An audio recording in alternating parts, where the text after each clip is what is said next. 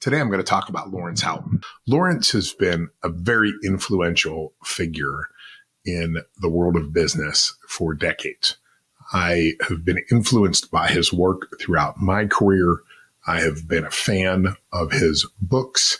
I've been a fan of his talks. And I was so fortunate through my friend Rick Johnson and Arizona Growth Advisors here in Arizona, where I have an opportunity about each year to present to their members through a presentation and talking about processes and systems and the work that I do. Earlier this year, that group had a large breakfast for all their members and invited Laurence Haughton to come and be a speaker at that event. I was so impressed by his talk about change and about process and about getting into the minutia and understanding where mistakes are made inside organizations and how easy it is to screw things up and how it's really important to become conscious when you are thinking about decisions you're making and making decisions for your business. Laurence and I connected during the break and had a great 2 or 3 minute conversation. And when he was done, he came back and said to me, "We need to talk more." And that was exciting for me because as someone who's been a consumer of many books and podcasts and talks over the years, to have somebody that I emulate and wish to be more like come and say, "Hey, I'd love to have a conversation with you and have a deeper conversation about the things that we talked about," was really exciting. A few weeks later, he and I sat down and recorded some things together that he's used on his social media. And I invited him to come and be here on the show. I hope you enjoy this conversation as much as I enjoyed recording it.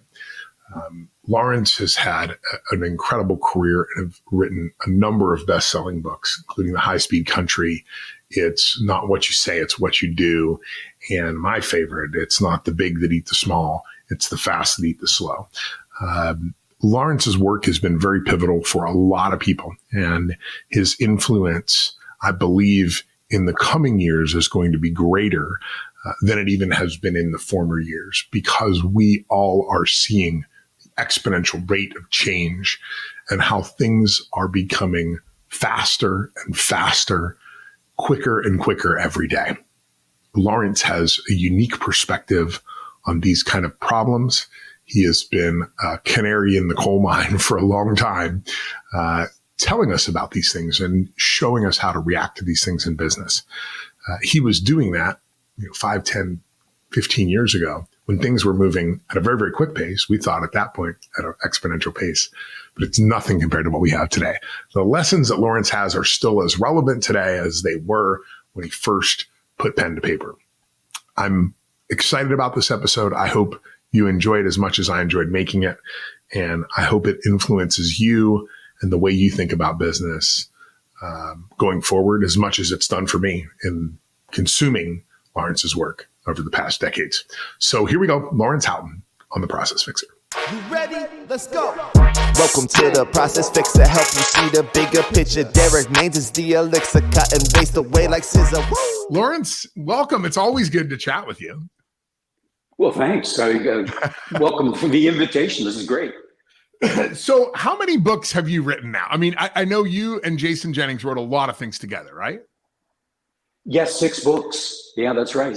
6 over the course, and all of them over the course of 20 years, because they take a lot of work to get them to the point where they can be published, and all published by the major publishers over the course of 20 years. That's amazing. And what would you say for anybody who hasn't read your work? And I've read a number. I mean, I remember the influence of it. And I always screw up the title. It's not the big that beat the small, it's the fast that beat the slow. Is that right? It's something like that. That was a very influential book to me, right? It made me realize that the power of corporations was not always a power. It could actually be a weakness, right? And that's where I started to understand that nimbleness was way better than, nimbleness and stealth many times can defeat the Roman Empire. It can defeat the big army.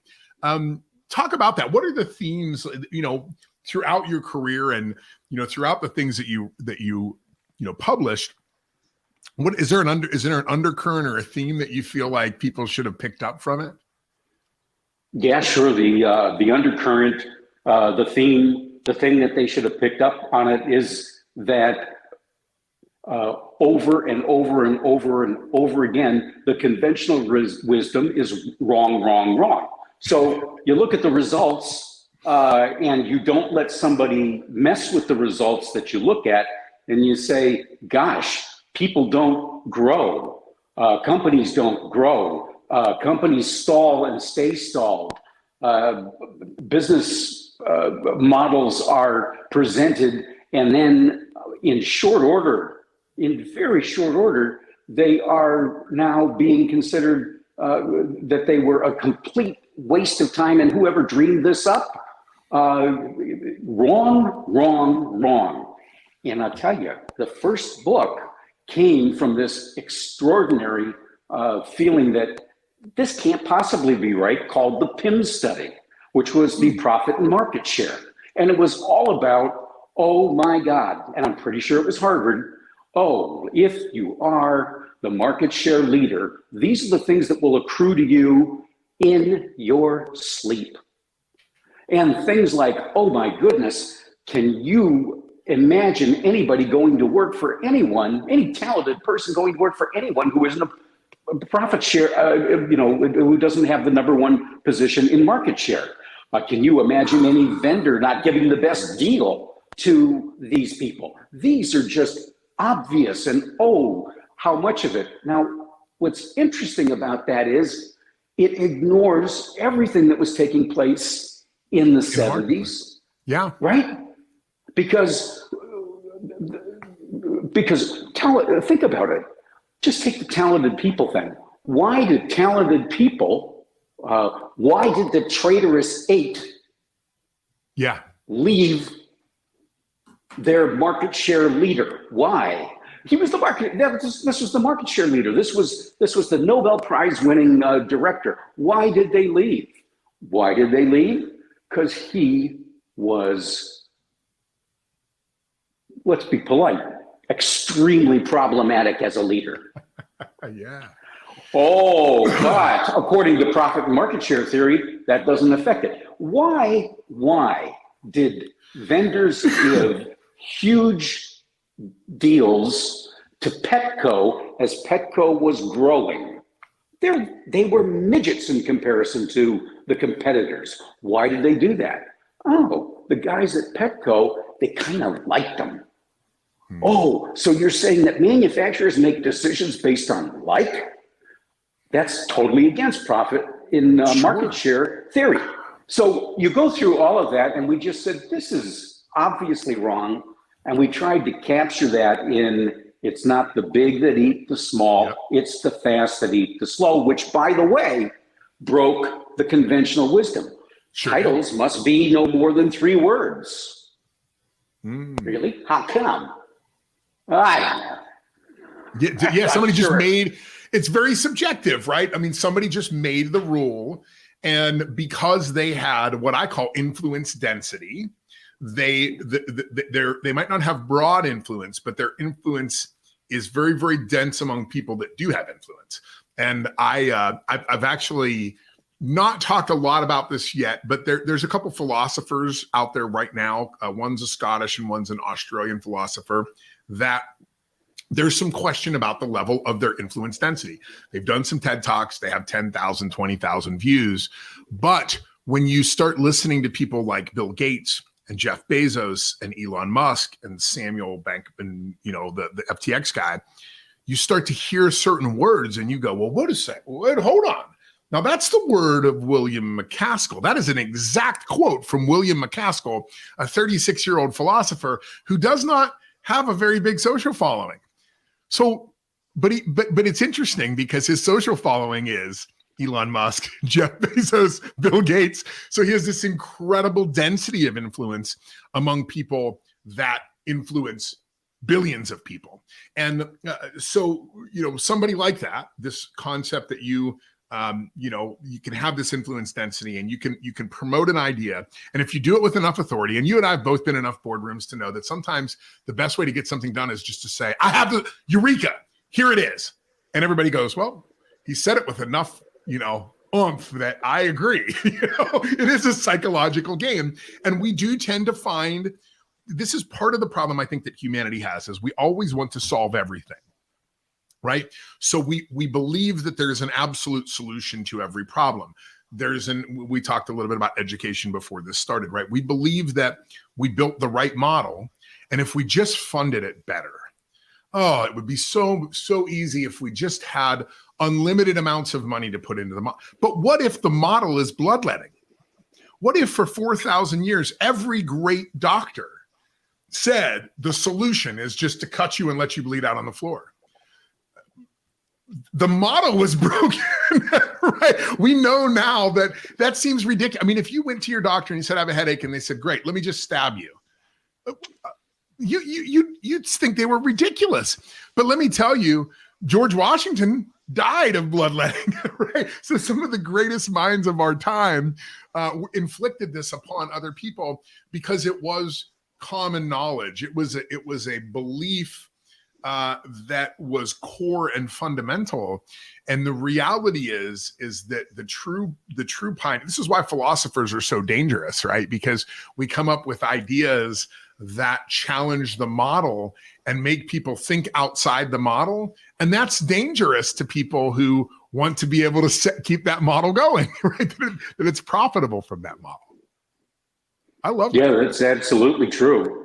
And obviously, the examples of the good sense that makes go throughout history. So those examples found their way into all 6 books because I had particularly a desire to make sure that people knew that just because this is a new book doesn't mean that we didn't take a look at a lot of old books and a lot of old speakers, because they knew things 2,500 years ago that are still true today. And this whole idea that you've got in terms of in terms of this idea, this density, this influence density, but also the unwillingness to have an open mind. Has gone on. I can find examples going back 500 years. Sure. People being quite specific about the incredible difficulty that they have with Galileo talked about it in paragraphs, how difficult it was and how unbelievable it was that people had such closed minds. And then he had insights as to why. And those insights are human, and those insights still exist. And we don't do anything about them. And they sure as heck don't do anything about them in the educational system. Yeah. And I think, I want to make 2 points here. I want to set you up with one, and then I want to deliver the conclusion. But I think a great example that I like to point out to people all the time is people will say, and this is a true American thing, is it's like, nobody can defeat the American military. Nobody can defeat a global superpower. Yet, let's just think about our success rate in Vietnam. Yeah, that didn't work, right? But Afghanistan, we kicked. Wait, no, actually, like we can go through the list and we can say, isn't it funny that the Russians learned the same lesson in Afghanistan that they failed to learn in Afghanistan, and they went and now are repeating it in Ukraine, and they're like, well, we're bigger, so we're going to win. And people say this all the time. They're like, oh, you don't really think, a bunch of schmucks could defeat the U.S. military? Yeah, I do, because consistently a bunch of schmucks do beat the U.S. military. So it's unfortunately that what we've done is we have become ignorant. And there's 2 different forms of ignorance. There's passive ignorance that I just don't know. I have no idea. So I don't know. I get into, and I try not to do it, but I get into arguments all the time with my friends that live in Pennsylvania or New York about the border situation. They are passively ignorant of the border situation, right? And then I show them the numbers. There's a whole big thing right now. I've been getting all these people saying, oh, the numbers of immigration exploded at the border.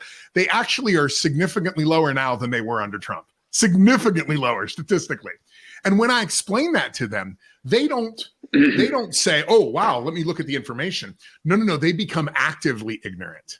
They go from passive ignorance of not knowing to becoming actively ignorant and saying, I refuse to accept NPR. I refuse to accept the census data as the real data because I just know in my gut that that has to be wrong. So they make this connection between passive and active ignorance. They move from passively ignorant to actively ignorant. I think this same thing happens with racism. It happens with so many other things in our society. It's very difficult for me as a white guy to sit here and say racism doesn't happen, right? How do I really know? I don't experience it. So I can't truly say it doesn't happen. I have to say it doesn't happen. I have to become actively ignorant. I have to say, I'm going to ignore the stories about that. And then there's this real question, Laurence, of if I am passively ignorant, I don't believe I'm immoral. If I am actively ignorant, am I being immoral? I think I am. If I think of this in the sense of Christianity, have I committed a sin by refusing to look behind the curtain and see what's going on and instead saying, I'm better off not knowing?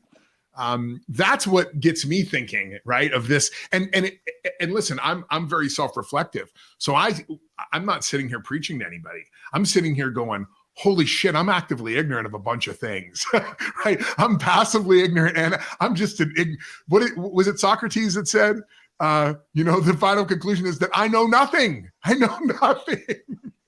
The more that I learn, the more that I realize I know nothing at all. So I think it goes that deliberate ignorance. It becomes deliberately ignorant of the world.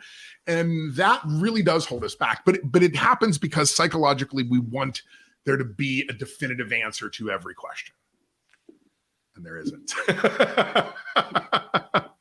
I know I just went on a long diatribe there, but no, it's very interesting because absolutely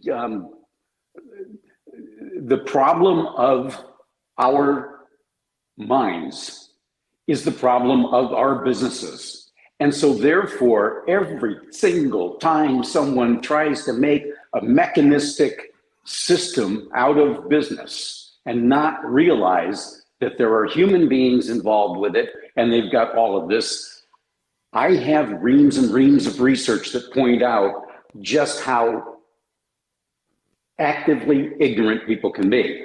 I had a professor who did a great deal of study into the myths and mistaken and inaccuracies of senior management at at the biggest companies. And he had to say to me candidly, I'm going to tell you, one of the people that we were studying and that wanted us to do this study, a meta-analysis of everything that's been done up to now, and then a new analysis and pull it all together. One of those people, once they took a look at it, said, I don't really believe any of that. And he said, I'm not going to tell you who said that to me. And I said, oh, okay. He said, I will tell you that they're from Connecticut. And I said, okay. Yeah. Because part of the ignorance was I'm not going to say out loud that Boesky, not the guy that he was talking to, right, but that Boesky is a crook. Plenty of people knew. They didn't say a word. So when you say all of these things, they're absolutely a part of it. The question is, how do we get past all of that? Because these blissfully ignorant people are happy being ignorant, and investors don't analyze their ignorance and say, why are we letting this person make these kinds of decisions for us? The whole analyst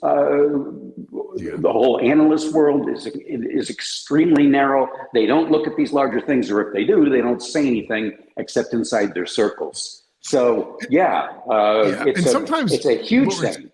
It is, and sometimes I do think that they will keep. And let's talk about analysts in particular, because I work with a lot of them, and I operate as an analyst in some perspectives with companies around process.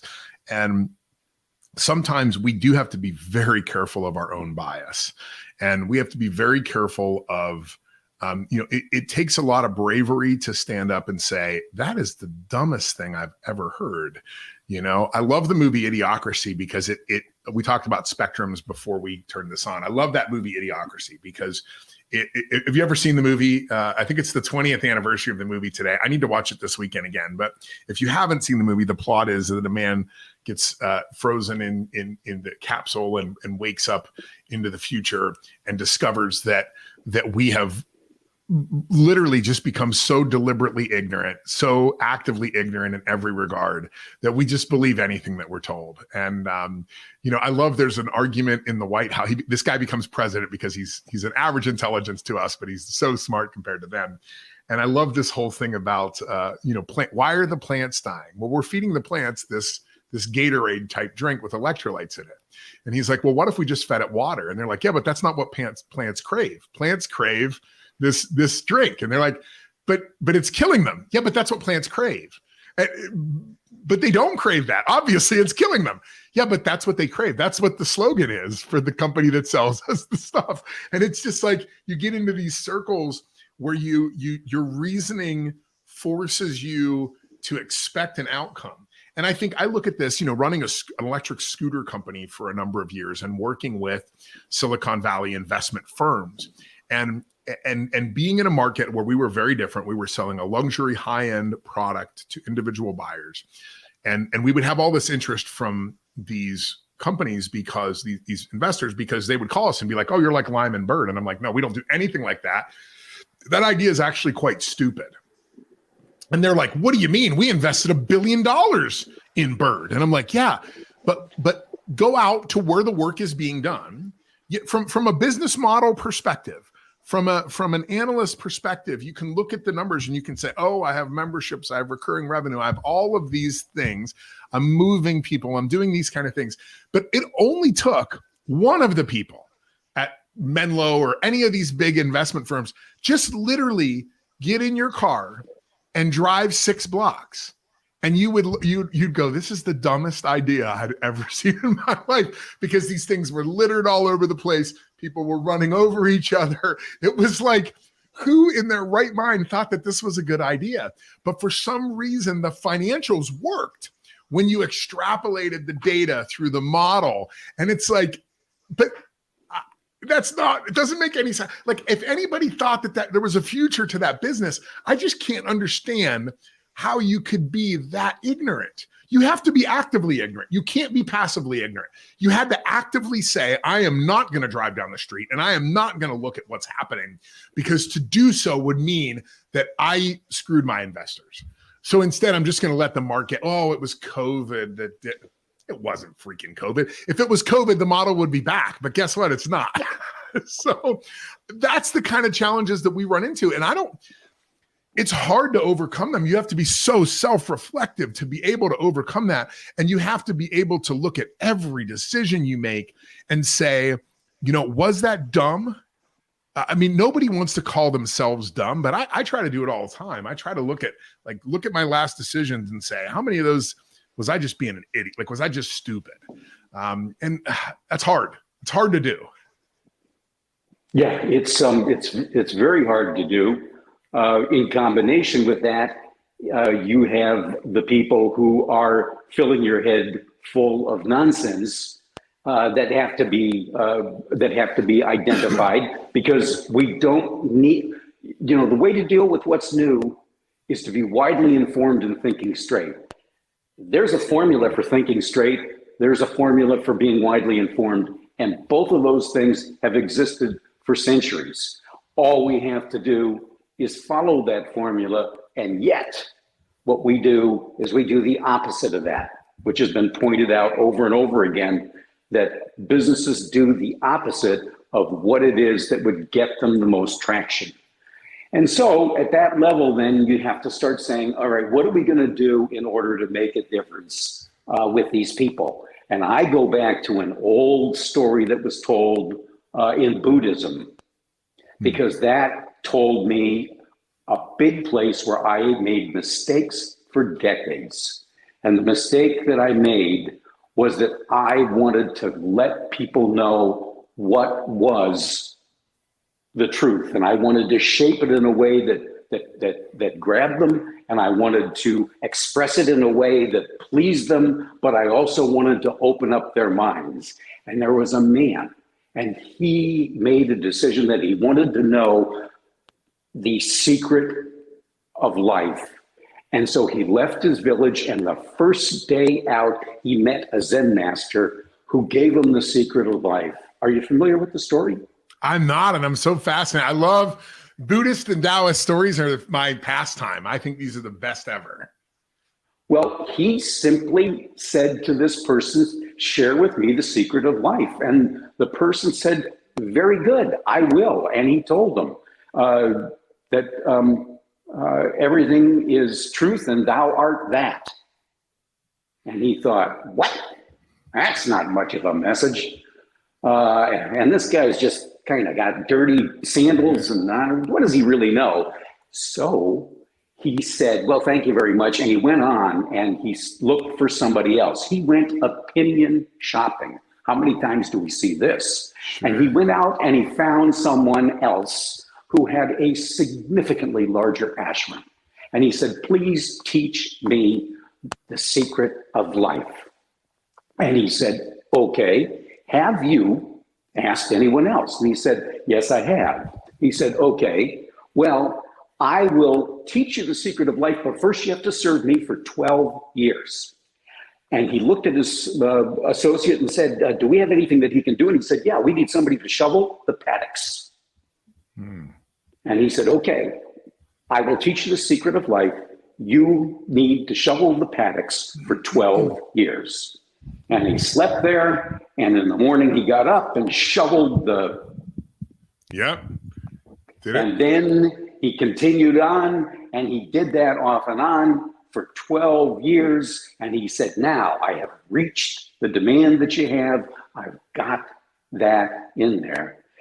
And he said to the guy, so now teach me the secret of life. He said, well, the secret of life is thou art truth, and you are that.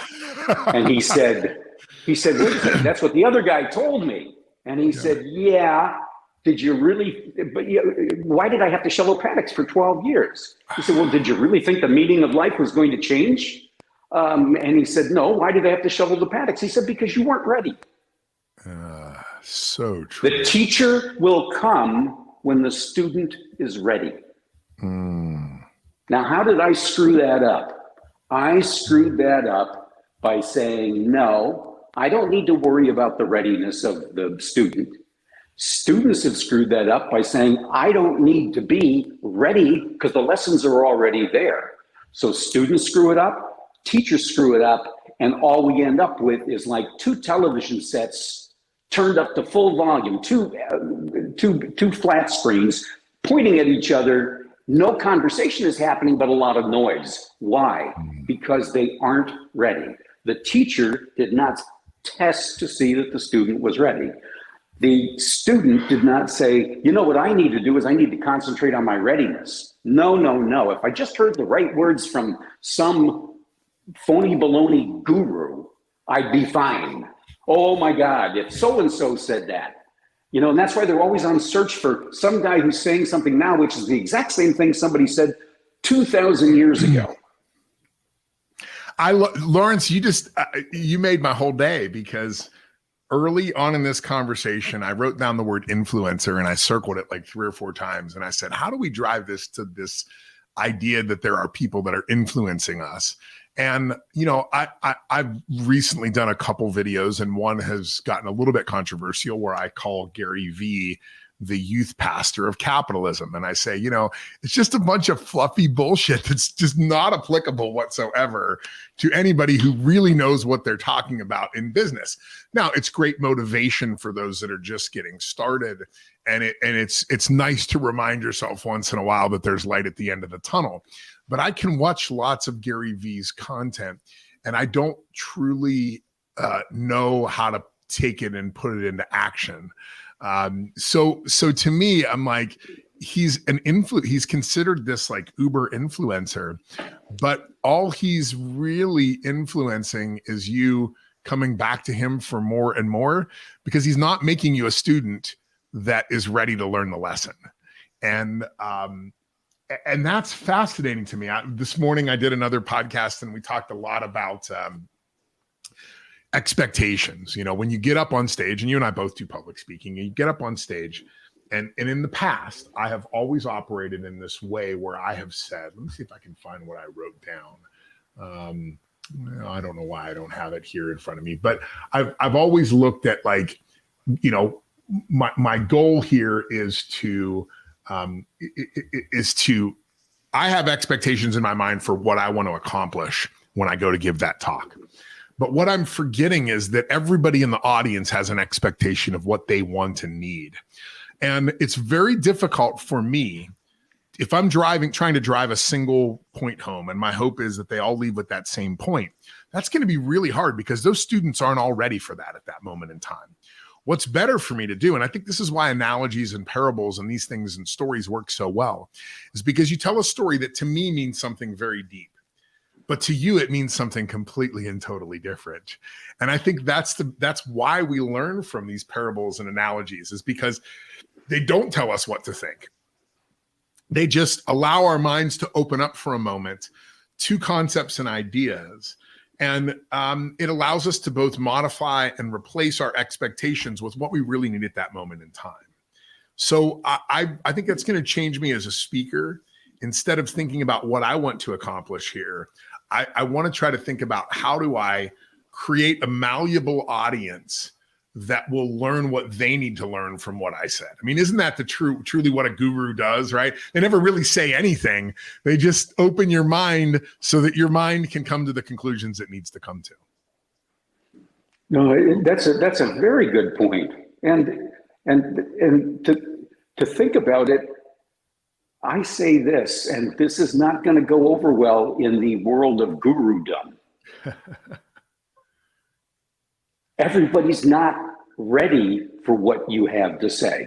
Now, we will work on ways to make it even more impactful. But for you to measure yourself based on 98% of the people there said, ooh, ouchie, I just love this thing, is idiotic. The only proof that the learning took place is performance. What changed? When the answer to that is squadoosh, zippity-doo-dah, nothing has changed, man, okay, I don't mind, get your standing ovation. But if that's what you're all about, that's not it. What's it is making a difference and changing people. So everybody's not going to get it. And the reason they're not going to get it is because they came to it not ready. That guy had to shovel crap for 12 years. It's called getting whacked up on the, getting a 2x4 on the side of the head. Yeah. That's what it's called. Yeah. And so, people should do that the way that they need to, but they shouldn't be blind to the fact that people are doing this as a trained SEAL act instead of as a learning. And that doesn't mean it has to be dry, and that doesn't mean it can't be entertaining. It can be. It can be. Yeah. Well, if you think about historically, and I've been talking about this more recently, of how did we learn as human beings for the last 300,000 years? Well, it was not on the internet. Like, let's just be honest. Like that's the last couple of years. It wasn't in a classroom. For the most part, it was sitting around a fire, hearing stories, hearing parables. And if you think about the great minds of our, that we still remember to this day for the last thousands of years, it's the stories that come through, and those stories teach us different lessons, and they change our perspective, and an anecdote is only good at that moment in time. A story lasts forever. And that is how you truly make change in the world, is to tell a story.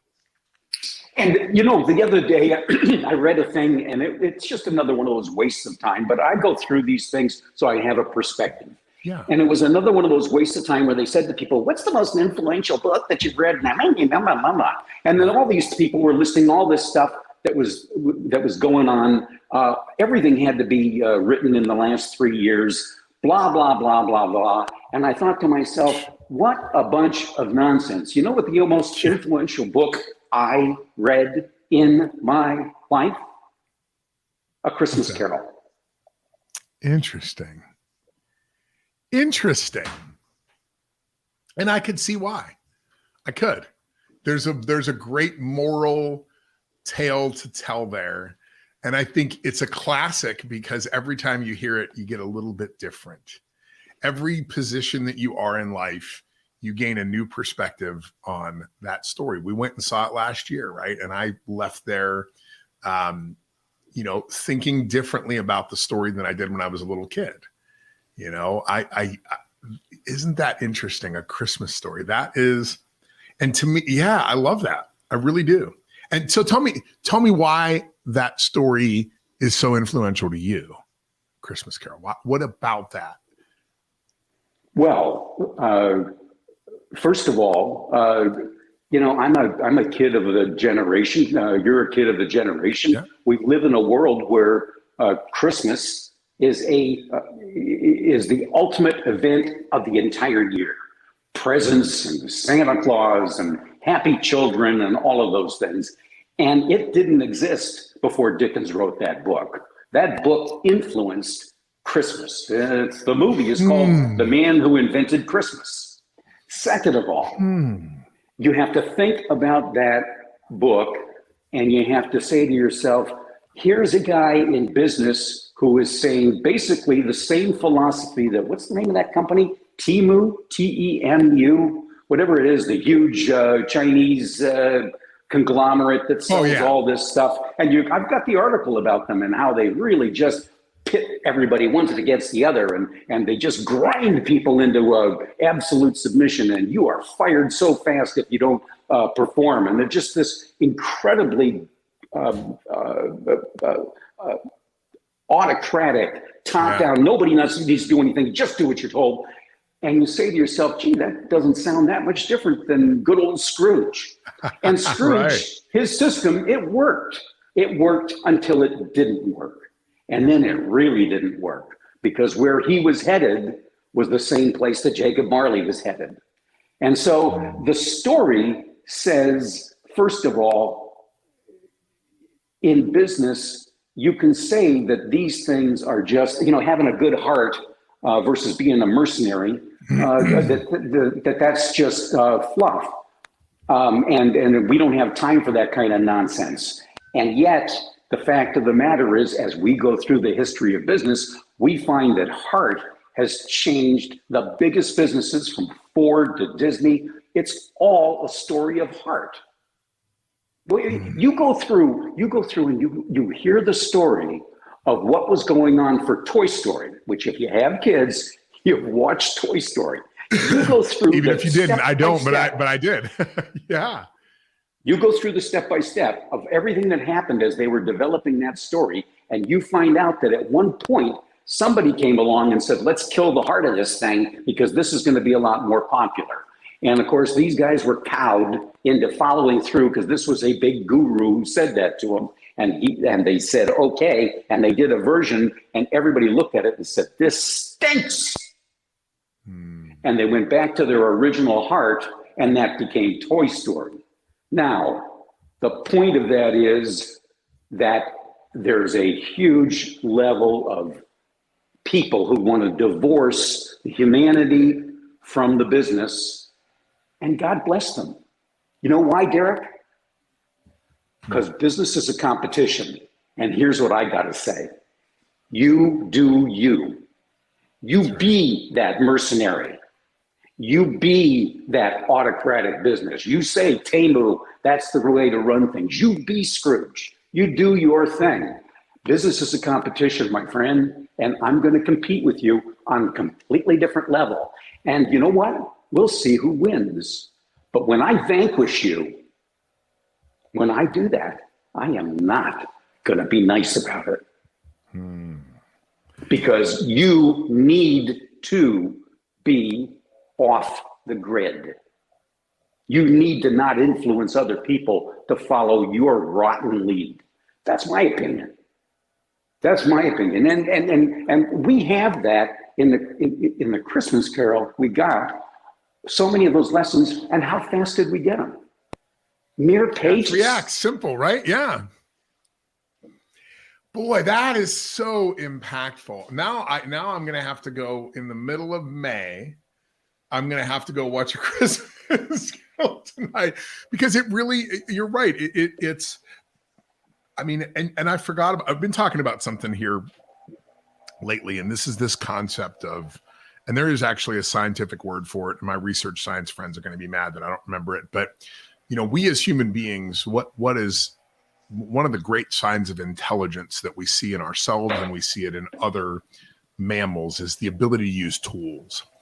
And, you know, if I take a rake, that becomes an extension of my body. I actually can reach out and pull things towards me with great precision. If I have a hammer, I can hit a nail with great precision. It becomes an extension of who I am. If you've ever had to back into your garage or pull into a part, you get a feel for the size of the vehicle, right? Especially if you know that vehicle, you sort of know how much space you have. We do this all the time. Our mind is not limited by our body. We can extend that into another object. Now, the question, and this is, I have a group of philosophers that meets in my house once a month, and I posed this question last month, and I said, okay, how big can the tool get? How big of a tool can we have, right? Can that tool reach around the world? If I had a rake long enough, could I reach it to the other side of the world and pull something towards me? So we start thinking about this, and we talk about this for a couple hours. And I give Abigail Thorne, the philosopher, credit. She gives this analogy, and then she says, okay, now replace the hammer. Imagine the hammer in your hand, the tool. Now replace that with an idea. Now, can an idea leverage the whole world? And I think what you just led me to, Laurence, is Dickens created Christmas. Christmas did not exist. It was a concept. It was celebrated weekly. Like it was a very weak concept. And listen, anybody that knows anything about the Bible knows that Jesus was born, according to the Bible, in about April, right? So why is this December 25th thing, right? I mean, it is a pagan holiday that's celebrated. I mean, we know that there's this history of this, but Dickens created Christmas, and he did that through an idea. But the best ideas, if I go back to the allegory of the cave, I go back to any of these things, the best ideas are stories. A story created Christmas, right? Dickens, and listen, here's the problem is sometimes you don't see that right now. Sometimes that means that you tell a story and people say, oh, that was cute and that was clever. And you never understand the influence. Dickens never saw the influence of his story on society to the extent that we do to this day, that people don't go to work and people like take vacations, and the schools. Think about how much of our society in the West is dictated to us by Charles Dickens' story. Our school calendar, our work calendar, our meeting times with family and friends, our consumerism. Charles Dickens, I'm so glad you brought this up, because Charles Dickens created the world that we live in today through a story. And when you mention tools, this is, yeah, please. When you mention tools, this is why I've been very intensely doing a number of experiments and following some other people doing even more experiments, and they share all their notes with me with the LLMs, because what we have taking place right now is going to be a tool, and it's going to follow a pattern that we've seen in the past over and over and over again. So we're going to have to be knowledgeable or widely informed so that we can separate out the hype from the actual strengths. But then we have to think about it in terms of that you just brought up, which is think about how this influences families and regular people and making things possible. That's what we have to think about, not the stuff that is way out there far in the cloud where there's only 3 people on earth that can understand what you say and everybody else is nodding their head, but they haven't got a clue. No. This has got to be understood by regular people. It's got to be impacted by regular people. And that's where I'm heading right now, because that's going to change I did 6 books. It's going to change my entire thinking about writing and doing books. And by the way, my books are nothing one after another. It's story. Exactly. Yeah.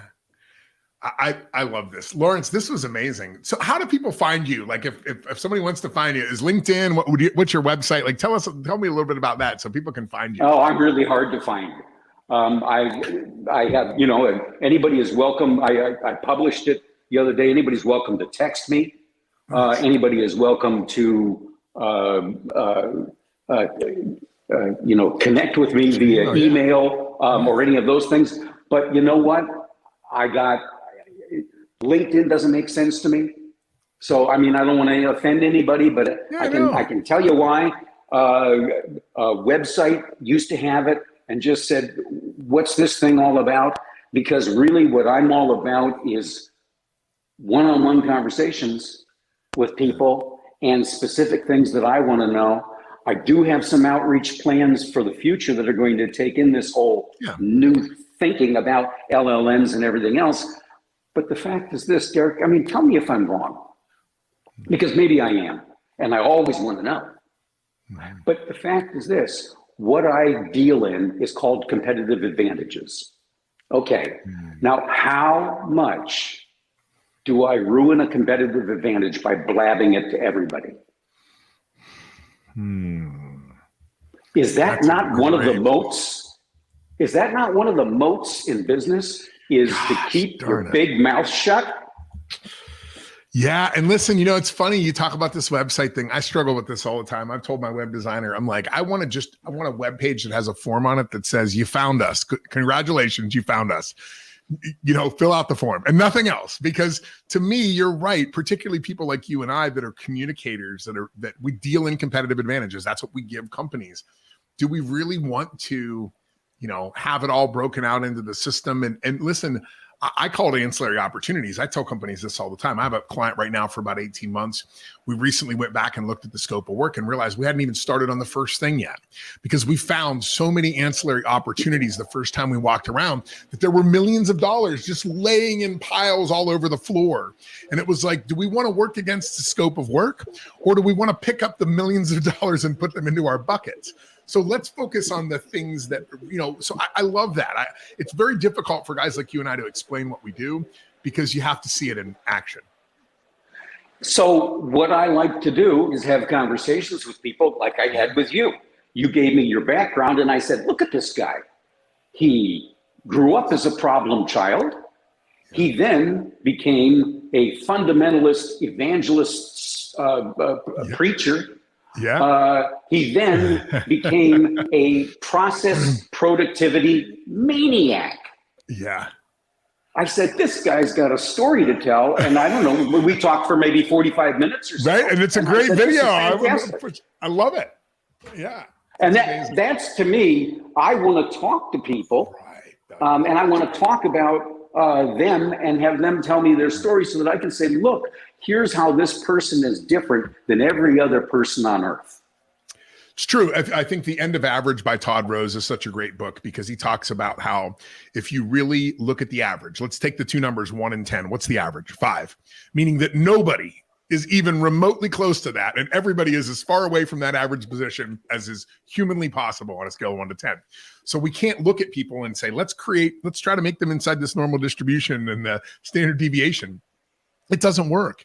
It really is. My mind has been opened up so much in the last couple of years of thinking about everything from spectrums and recognizing everything as a spectrum, right? Yeah. Because it's not black. And the end of average, and in the end of average, what you realize is, because I think he addressed it a little bit there, but it's kind of like your comment. Your comment to me said so much. When you said to me, hey, you know why people don't want to do this thing with the stopwatch and everything else? Because they might get dirty. Ooh, I might get a scuff on my shoe. Yeah. And I said, that's absolutely right. You know what they said about the end of average? Mm-hmm. Damn it. Thinking about that means that everything is an individual. And he said, no, there are bins. We can fit the appropriate stuff in a manageable number. Just stop insisting that it's either 0 or 1. Right. Let's work with make 7. an adjustable seat, right? Make an adjustable seat. You still can make the seat, just make it adjustable so that it works for everybody. And they still complain the minute you bring it up. Oh my God, that makes it too complex. Yeah. Oh, shut up. Well, I love Todd Rose because he wrote Collective Illusions as well, which will, blow your mind. There's a lot of books. I love those kind of books. Against Empathy is another one. The other one is Toxic Charity that I'm reading right now, where he's just like, look, we've spent billions of dollars trying to solve the homeless problem. He's like, I have been at the forefront of raising this money. I still have not seen a single use case where we actually have a success story. Not a single one. I can't identify in 25 years and billions of dollars spent a single case where it actually worked. Maybe, just maybe, the model is wrong. Right? And this is coming from a guy who created the model. And he's like, I think in retrospect, I will be remembered as the idiot that came up with the model that didn't work. So it's time for me to try to set the record straight here in my 60s and say, shit, man, I was wrong. And that's hard to do. That takes a big person to step back and say, I was wrong. We're always trying to get everything to work in our story. And nobody ever wants to have the act 2 where somebody walks out on the stage and says, you know what? It was me. I'm the asshole. I'm the one that screwed this up. And I got to give credit to those type of authors that are doing that now and actually saying, maybe the work that we did wasn't as beneficial as we thought it was, and maybe we should reconsider the outcomes. I love that. When J. Wright Forrester was developing his sort of original concept of system dynamics, okay, and when Peter Senge was his young student, he had already done studies in, I believe it was Boston, about these kinds of social issues. And his study did not only produce answers as to how to solve them, his study produced incredible blowback, because while they were answers that were going to solve the problem, nobody wanted those. What they wanted was what they wanted. And so he then had to come to the conclusion, oh my God, the fact is that answers have incredible blowback. So there's another reason why you say, why would I be blabbing this to everybody just to have them dismiss it with other ignorant people like Jay Forrester had to do it? He said that the majority of problems in businesses are caused, in his estimation, and this was, again, decades and decades ago, are caused by internal.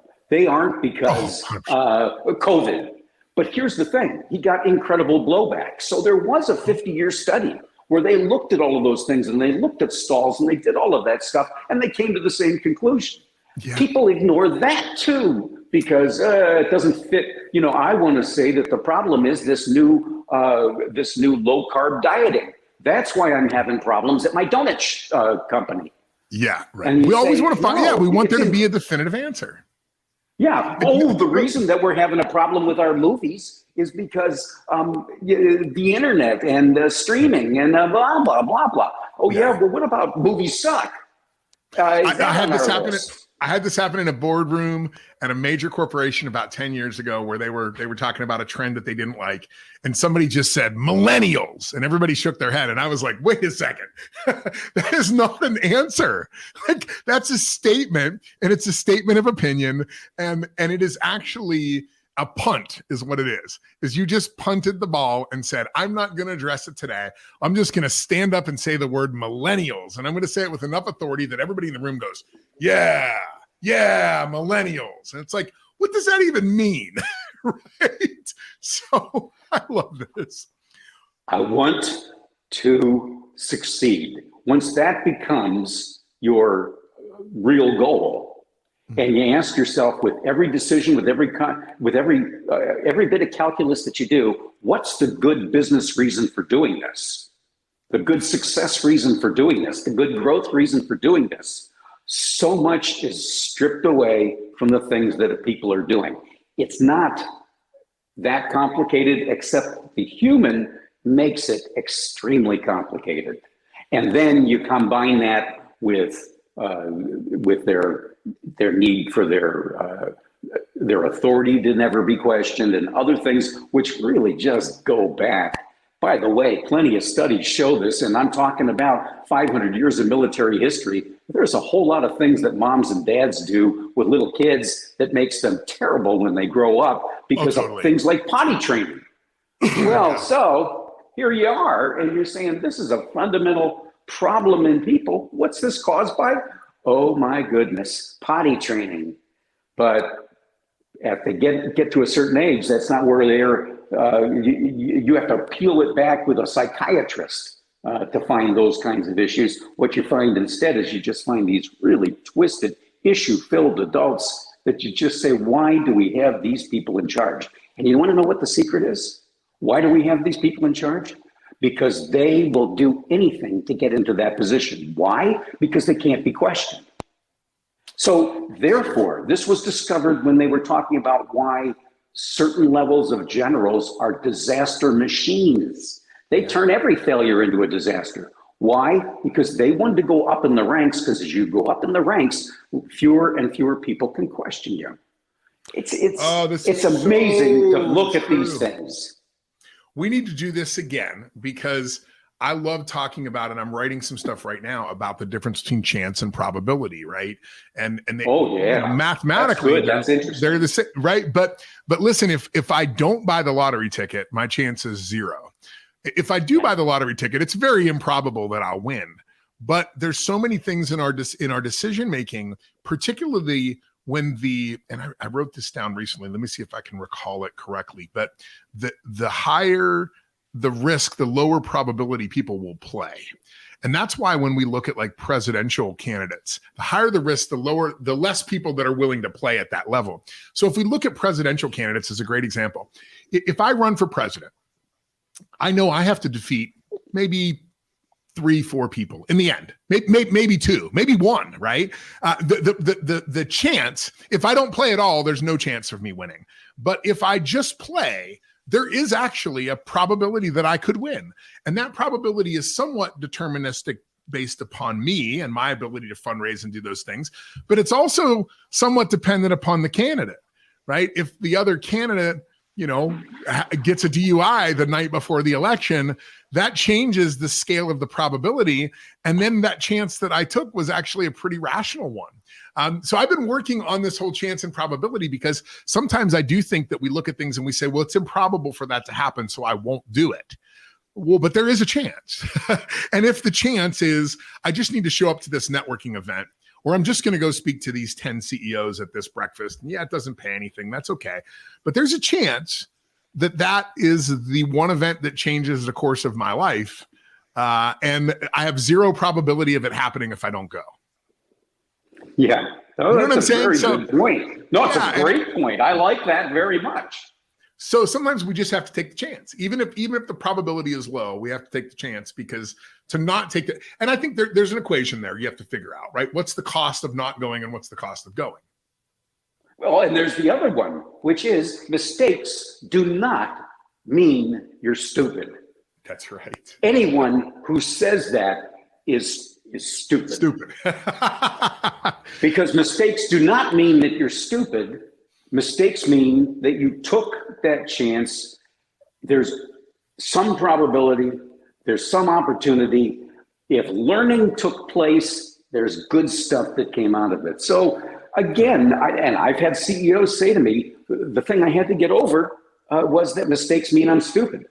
And she said, I had to get past that because that's not the case. If I can't come up with an answer right away, I'm no good as a leader. That was one of the things. And the second one was mistakes mean I'm stupid.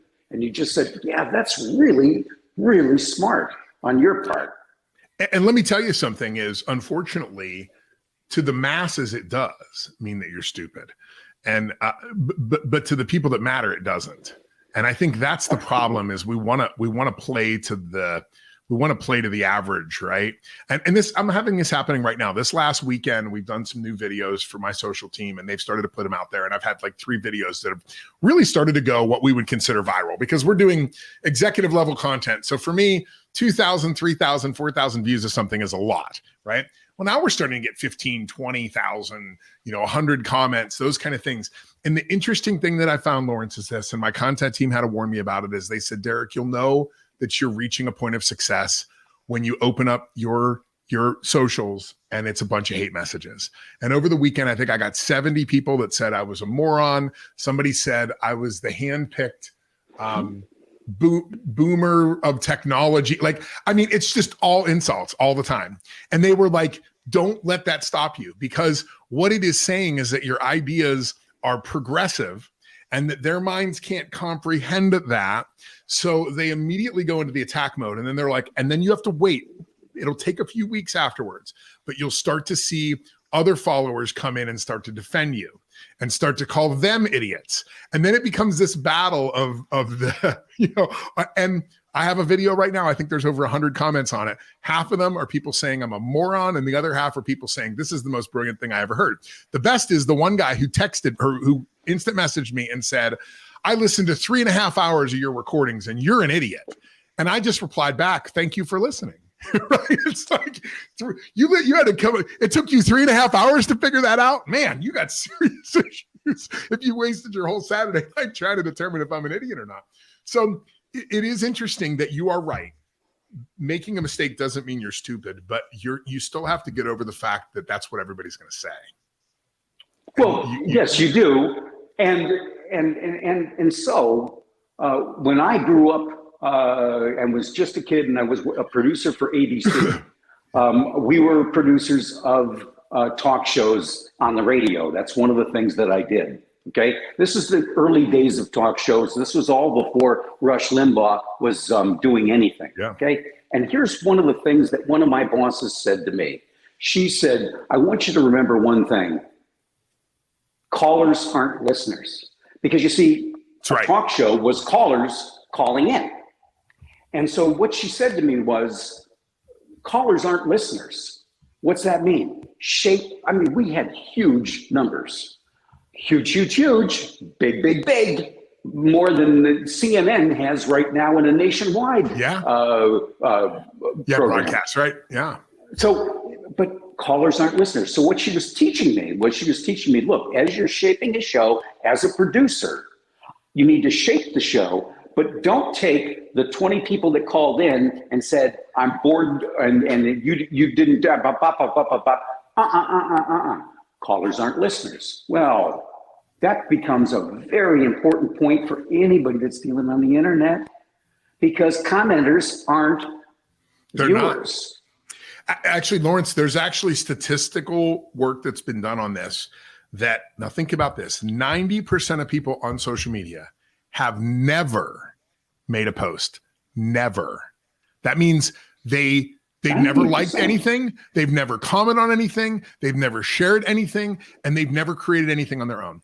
Only 9% of people will occasionally like or share something. And only 1% of people, when you're looking at the comments, 90% of the people are shaking their head going, that sounds really good. There's 9 that are going, I'm not totally sure, but only the 1% are the people that go, you're an idiot. So that's okay. To know that you're being called an idiot is actually the highest form of flattery, because it's essentially saying the majority of people are sitting there going, this guy's pretty good, right? But it's that exact same thing. And I think, unfortunately, let's just be honest in closing this. We have a worldview of self, right? But we want to project that onto other people.